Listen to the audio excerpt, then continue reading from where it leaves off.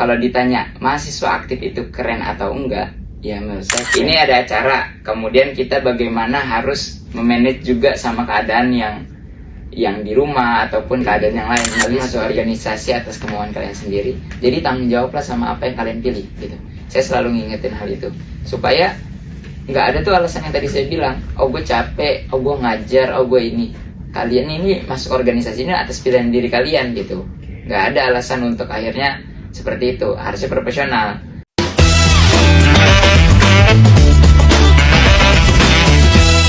Halo Sobat Migration, kembali lagi di Nice Content Today, program podcast Hima KPWIA.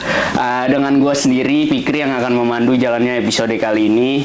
Dan tentunya di sini gue nggak sendirian, teman-teman. Jadi ada salah satu narasumber yang memang rekam jejaknya di organisasi ini cukup baik lah begitu. Dan mungkin beliau ini pernah menjadi Ketua Rohani Islam MTS Hal-Hikmah, Ketua Departemen Kebersihan Pondok Pesantren Mataku, Ketua Angkatan PMI UIA tahun 2023, Ketua Bidang Kajian Komisariat PMI UIA, dan saat ini sedang menjabat sebagai Ketua BEM Fakultas Agama Islam periode 2024-2025 seperti itu. Nah, mungkin tanpa lama-lama langsung saja kita sambut narasumber terbaik kita, yaitu Saudara Muhammad Oji Apandi yang biasa kita panggil Bang Oji. Halo Bang Oji, gimana kabarnya? Alhamdulillah sehat. Alhamdulillah ya. Fikri gimana? Alhamdulillah baik juga Bang. Ya, jadi sebelum kita lanjut Bang, gue izin dulu. Jadi Bang Oji ini hidup di dua sistem, yaitu sistem perkuliahan dan sistem perorganisasian. Ini cukup relevan dengan tema kita kali ini, yaitu tentang akademik dan organisasi seimbang tanpa tertinggal, seperti itu. Nah, mungkin sebelum masuk ke pembahasan yang lebih dalam, dari Bang Oji sendiri nih, kira-kira apa makna organisasi secara personal dari Bang Oji itu sendiri? Baik, sebelumnya saya sedikit berterima kasih kepada host udah mau bacain riwayat hidup saya begitu kira-kira. Kemudian untuk teman-teman yang ada di belakang layar dan ketua pelaksana yang percaya kepada saya untuk memimpin acara ini, kira-kira seperti itu. Makna organisasi buat saya itu sebenarnya cukup spesial karena di sana itu banyak yang ngajarin saya gitu. Dalam organisasi itu banyak pembelajaran yang baru yang kemudian saya dapatkan, begitu sih. Sederhananya sih spesial lah buat saya maknanya ya. Gitu. Berarti itu di organisasi ini sangat penting lah gitu, bisa menambah kayak skill-skill baru gitu Bang, dan berguna di dunia perkuliahan. Selain di dunia perkuliahan, nanti selepas perkuliahan organisasi itu sangat berguna kalau menurut saya. Nah, Bang Oji ini kan kalau semisal kita aktif di dunia organisasi itu bisa dibilang sebagai mahasiswa aktif gitu kan.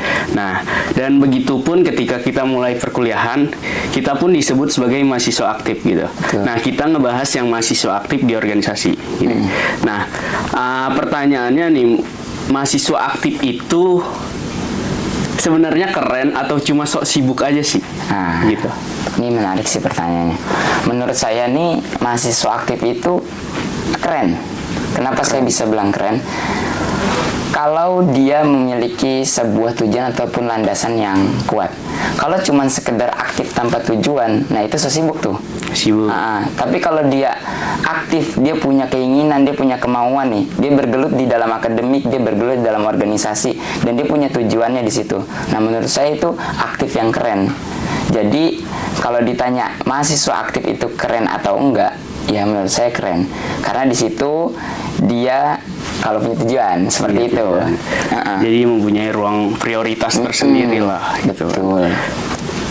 Nah, mungkin dari banyaknya nih menurut penglihatan atau di luar sana gitu kan, banyak mahasiswa yang pintar bang secara akademik, cuman ketika menghadapi dunia nyata kayak kehidupan sosial dia tuh gugup gitu, padahal di lain sisi kan dia mempunyai ilmu yang banyak gitu. Nah, menurut Bang Oji kenapa hal itu bisa terjadi gitu? Mungkin kalau dari penglihatan dan penilaian saya, ini nih berkaitan dengan tema yang kita bawa, ya kan, akademik dan organisasi. Yang mana akademik ini kan sebagai apa ya, impian kita, Mbak, dalam artian akademik ini kunci dari sebuah impian kita. Tapi bridgingnya ataupun jembatannya itu organisasi. Kenapa akhirnya orang-orang yang betul-betul pandai di dalam perkuliahan belum tentu pandai di luar sana? Karena apa? Di dalam perkuliahan ini kita betul-betul hanya diajarkan yang namanya bagaimana kita belajar, ataupun kita hanya didikte untuk iya atau tidak gitu. Beda dengan kita berorganisasi yang mana kita langsung terjun gitu, langsung mengalami sebuah pengalaman gitu. Sehingga kalau kita balance antara organisasi dan akademik itu balance, maka saya rasa dia nggak bakal gagap di dunia masyarakat gitu. Jadi menurut saya ini jadi kita tuh penting lah ya, harus akademiknya ini sebagai kunci impian, kemudian bridgingnya ataupun jembatannya dari organisasi, pengalaman yang kita dapetin, kayak gitu sih. Tapi kalau semisal ya, kita tuh tidak berorganisasi deh, tapi kita pengen untuk kayak tadi contohnya kan nggak gagap di dunia nyata gitu kan. Nah, kalau semisal pengen nggak gagap di dunia nyata tetapi tanpa organisasi, itu kira-kira bisa nggak bang? Bisa, tapi perlu dipahami dulu sih sebenarnya. Sederhananya, tanpa kita sadari kita itu berorganisasi. Walaupun organisasi itu bukan tentang bagaimana saya masuk ke dalam sebuah instansi ataupun saya masuk ke dalam BEM, himpunan. Bukan berarti organisasi seperti itu. Kalian berteman, kalian bertetangga, itu bisa dibilang berorganisasi. Mungkin tidak secara formal yang ada hierarkinya, ketua dan sekretaris dan lain hal. Cuman itu sama halnya dengan berorganisasi. Berkeluarga, kalian sebagai anak dan lain hal itu udah berorganisasi. Jadi menurut saya kalau dibilang tanpa organisasi, sebenarnya kita berkembang pun dengan organisasi gitu.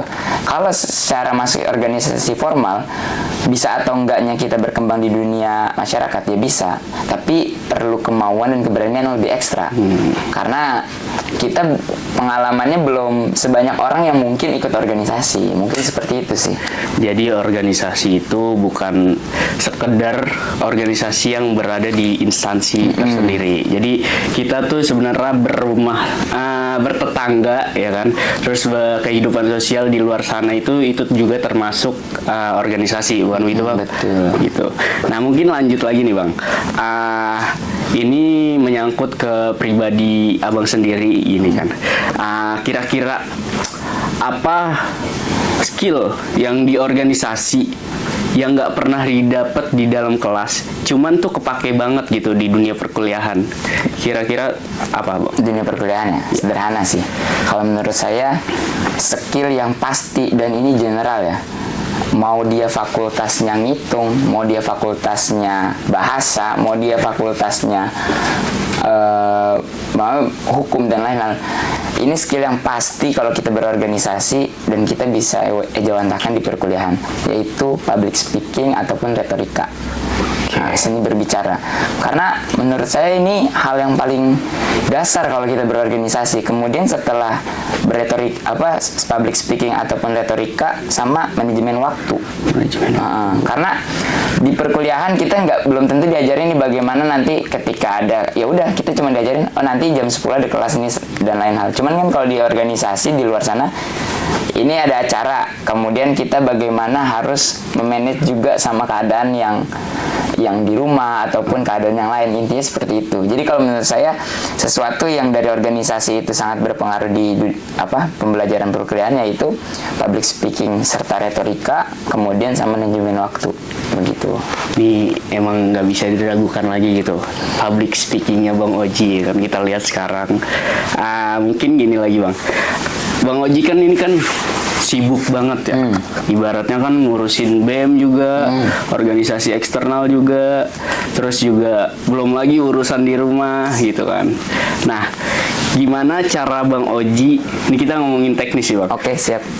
Gimana caranya Bang Oji ini nge-track jadwal gitu kan, supaya antara kuliah dan organisasi dan juga urusan di rumah tuh nggak bentrok gitu Bang. Nah, lagi-lagi yang kita pakai ini ilmunya di dalam organisasi. Ini yang saya rasakan ya. Ya. Kalau buat nge-track semuanya segala macam ataupun akhirnya nge-handle semuanya itu, saya biasanya pakai ya manajemen waktu. Kita pakai sistem skala prioritas.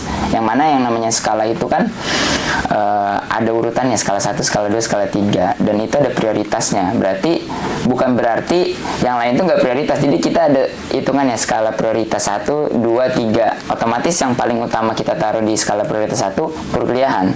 Karena nggak bisa dipungkirin, kita tujuannya datang ke sini ya untuk kuliah, menjadi mahasiswa aktif gitu, mahasiswa penuh asafiiyah. Kemudian skala kedua itu kita bisa tentatif. Kalau saya biasa tentatif antara organisasi atau kegiatan di rumah. Karena ini juga kebutuhan premier saya lah kalau di rumah itu kan. Nah, jadi saya gunain biasanya skala prioritas supaya waktu-waktunya itu terbagi dan nggak bentrok begitu, tanpa meninggalkan kewajiban dari masing-masing prioritas itu. Oke, berarti organisasi ini ibaratnya cuma sekedar tambahan. Kita tuh harus lebih fokus di perkuliahan karena tujuan utama kita perkuliahan gitu. Nah, sebenarnya kalau dibilang tambahan sih, saya nggak sepakat ya. Oh, nggak sepakat. Banyak mungkin orang yang bilang, gue ikut organisasi untuk batu loncatan dan lain hal. Menurut saya, kalau sekedar batu loncatan, kita cuma ngejar pamor aja sih menurut saya. Tapi kan kita masuk organisasi ini atas pilihan kita gitu, atas kemauan. Dan yang akhirnya dari pilihan itu kita harus siap dong sama apa yang kita terima. Contoh, kalau tadi kita ngomongin soal manajemen waktu, saya mahasiswa Asapia, anak KPI, kemudian saya ikut organisasi di luar sana ataupun saya ikut BEM. Saya udah siap sama pilihan saya dengan, berarti dengan saya ikut BEM ataupun organisasi ekstra, nanti waktu saya terbagi. Jadi itu sebenarnya nggak ada alasan tuh ketika akhirnya, gue sibuk, gue nggak bisa datang ke sini, gue nggak bisa ini segala macam. Karena masuk organisasi itu menurut saya bukan tanpa sadar, tapi karena dia sadar, karena dia pengen bertumbuh gitu. Cuman kan kadangkala ketika kita mau tumbuh di situ ada aja gitu gangguannya ya kan, sehingga akhirnya ya udah. Jadi kalau menurut saya itu sebagai tambahan doang, saya nggak sepakat. Karena menurut saya organisasi itu mengajarkan banyak hal kalau kita yang punya kemauan dan keberanian itu sendiri. Gitu. Tapi kalau ingin masuk ke sebuah organisasi, apakah butuh kesiapan Bang? Kalau atau kita masuk dulu ke organisasi baru kita bersiap-siap gitu. Ini nih menarik sih, karena jujur saya masuk ke organisasi, khususnya organisasi ekstra itu saya nggak ada kesiapan. Nggak ada kesiapan, kaget gitu. Cuman setelah berjalannya waktu, saya dapat pembelajaran, akhirnya saya bersiap-siap gitu sehingga menjadi siap. Nah, jadi kalau menurut saya masuk organisasi ini perlu kesiapan atau enggak? Harusnya perlu, supaya nanti pas di dalamnya itu jelas gitu arah dan tujuannya. Kalau nggak siap-siap, takutnya pas di dalam nggak nemu nih arah dan tujuannya. Untungnya aja saya yang nggak siap-siap nemu arah dan tujuan, yang mana saya pengen berkembang, saya pengen bertumbuh begitu. Jadi menurut saya perlu bersiap-siap. Itu perlu persiapan. Cuman kalau ngelihat contoh Bang Oji ini nggak bersiap-siap. Cuma ya nggak apa-apa. Ini menarik banget nih ya, pertanyaannya Bang, tentang organisasi, ya kan? Kenapa nih? Ini sangat menyinggung banyak orang mungkin ya. Gitu. Kenapa kerja gratis di organisasi itu dianggap wajar, tapi sedangkan magang tanpa bayaran itu sering diprotes gitu. Ini sebenarnya ya pertanyaannya menurut saya menarik, namun cukup sulit. Gini, kenapa akhirnya kerja di dalam organisasi ini gak dibayar itu sebuah hal kewajaran, tapi kalau magang ini harus dibayar gitulah bahasa kasarnya. Yang tadi, yang pembahasan sebelumnya, kita masuk organisasi karena pilihan kita sendiri. Ibarat kata kita masuk ke agama Islam, isyhadu innana muslimin, gitu kan. Kita menjalankan semuanya itu dengan loyalitas dan kesetiaan. Nah, kayak isyhadu innana organisasi. Nah, begitu kira-kira. Jadinya penuh dengan kesetiaan. Akhirnya banyak orang yang nggak terlalu kayak, oh ya udah gue di organisasi, gue ngembangin sesuatu ataupun gue kerja dan lain hal, yang penting organisasi gue jalan gitu. Jadi betul-betul dengan kesetiaan dan loyalitas. Tapi kan itu kembali lagi tentang sosiologi orang lain, tentang penilaian dari orang lain. 3 hal yang nggak bisa kita ganggu dari manusia itu kan pola pikirnya, terus cara pandangnya, serta perasaannya. Nah, itu kan kembali ke sosiologi. Ada mungkin 5 orang yang menganggap bahwasannya loyalitas dalam organisasi oke, tapi ada juga 5 orang yang menganggap loyalitas di organisasi too much, kan gitu. Terus kalau misalnya kita bahas soal kenapa sih magang itu banyak yang protes ketika nggak dibayar, mungkin ini bisa kita tarik ke ranah profesional. Kita berkuliah ini untuk mencapai ranah profesional itu. Kita bahas coba anak PAI. PAI ini kan jadi guru nantinya. Nah, itu kan masuk ke ranah profesional. Ketika magang dan dia udah masuk ke dalam ranah pekerjaan yang profesional, magang kan masuk profesional ya. Gak dibayar ya, pasti protes karena ini udah masuk ke profesional dia. Gue sebagai pekerja dan pengajar. Makanya akhirnya banyak yang protes, kok nggak dibayar. Cuman kalau kita bahas itu sebagai sistem perkuliahan, yang mana di kampus kita ini syarat lulus itu untuk harus mengikuti magang. Jadi harusnya nggak protes tuh ketika kok gue magang nggak dibayar karena ini kan syarat lulus perkuliahan dan itu harus mengikuti magang itu sendiri. Jadi menurut saya kenapa akhirnya kalau di organisasi ini enggak ini, karena ada loyalitas di situ, ada kesetiaan dan ada pilihan sendiri.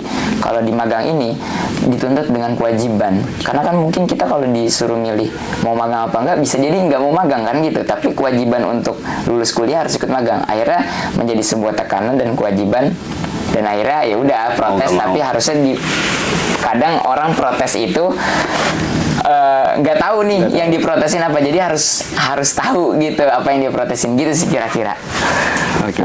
Ini menarik banget ya.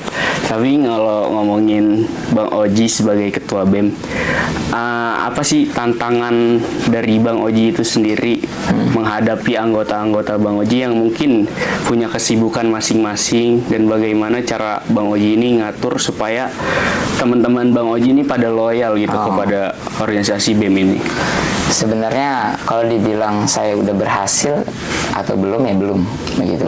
Cuman saya nggak pernah capek selalu ngomongin ke anggota saya untuk bagaimana ingatlah bahwasannya awal pembentukan kalian ini atas pilihan kalian sendiri. Gitu. Kalian masuk organisasi atas kemauan kalian sendiri. Jadi tanggung jawablah sama apa yang kalian pilih gitu. Saya selalu ngingetin hal itu supaya nggak ada tuh alasan yang tadi saya bilang, gue capek, gue ngajar, gue ini. Kalian ini masuk organisasi ini atas pilihan diri kalian gitu. Nggak ada alasan untuk akhirnya seperti itu. Harusnya profesional. Kemudian saya selalu ngomong baik-baik untuk bagaimana kita sama-sama untuk membangun BEM ini. Kita sama-sama untuk ngejalanin apa yang udah kita rencanakan, dan kemudian untuk memperbaiki ataupun meninggikan nama BEM Fakultas Agama Islam. Begitu sih kira-kira. Sangat hebat Bang Oji ini ya. Mungkin yang terakhir nih Bang, pesan apa yang pengen dikasih nih buat mahasiswa yang ambisius, ingin ikut banyak organisasi tapi pengen tetap IPK-nya bagus? Mungkin kalau pesan berarti kan gak terlalu panjang gini ya. Sederhana, pesan yang saya pengen berikan, pertama, ambis itu bagus, tapi kalau nggak terarah kurang bagus ataupun buruk.